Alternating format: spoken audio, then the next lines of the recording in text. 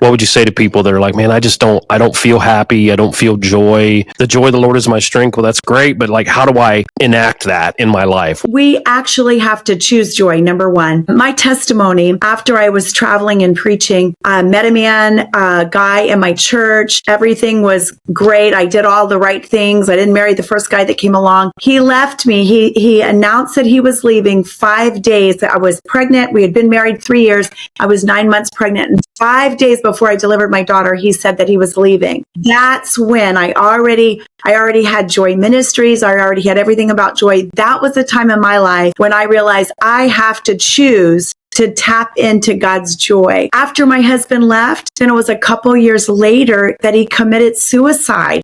Oh. Devastating, one thing after the other. So we have to choose every day, and we can do that by getting God's word, the word of truth, in our hearts and in our lives and in our spirits.